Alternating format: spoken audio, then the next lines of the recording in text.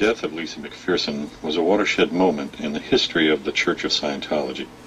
In November 1995, the 36-year-old Scientologist suffered a mental breakdown and was taken to the church's Fort Harrison Hotel in Clearwater. Scientology staffers kept her in isolation as they tried to nurse her back to health, but she died after 17 days. The tragedy resulted in a criminal investigation, a lawsuit, and worldwide attention. It also became a thorn in the side of Scientology's young leader, David Miscavige. During most of his career, Marty Rathbun was one of Miscavige's top lieutenants. He says the case marked a turning point for Miscavige.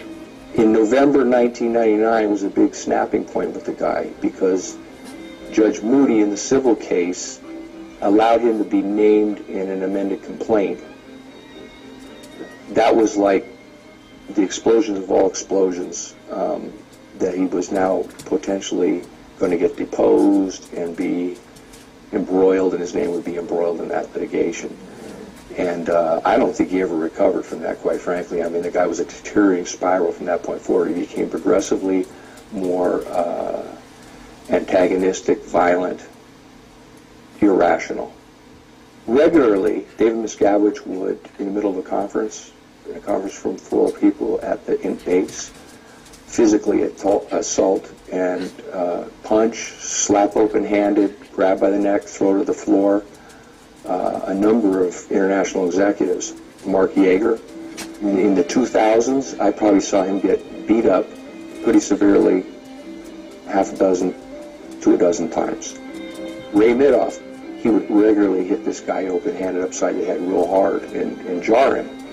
Mike Rinder probably got it worse than anybody else. I saw him get beat up at least a dozen times just in those last 4 years or so that I was in. And some of them were pretty gruesome.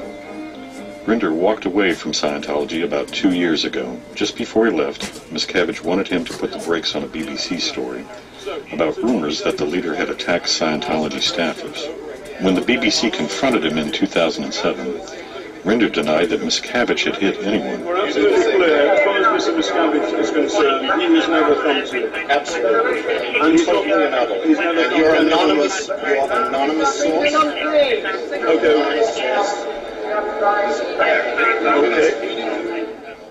Today, Rinder says he witnessed Miscavige physically attack church staffers and was attacked himself some 50 times. Amy Scobie, a former top executive who worked in the church for more than 25 years, says she too witnessed Miscavige's attacks.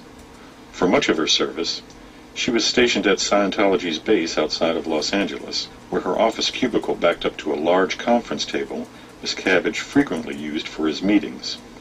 David jumps up onto the table and across the table at Jeff Hawkins, who was a marketing manager at the time, and knocked him over, grabbed him around the neck, and was strangling him and pulling at his clothes. He had buttons popping. It was just all happening right at my feet. 3 defectors interviewed by the Times say they were among 30 or so people who were made to play a game of musical chairs. According to Rathbun, it started when the leader decided staffers were undermining him and in low ethical conditions. Miscavige wanted them transferred or offloaded from the base. He says, I've decided how we're going to get the offloads done. So he comes in and he makes everybody arrange the chairs around the big conference table and flip them backwards so the chairs are facing out. And he says, you all remember musical chairs from your childhood.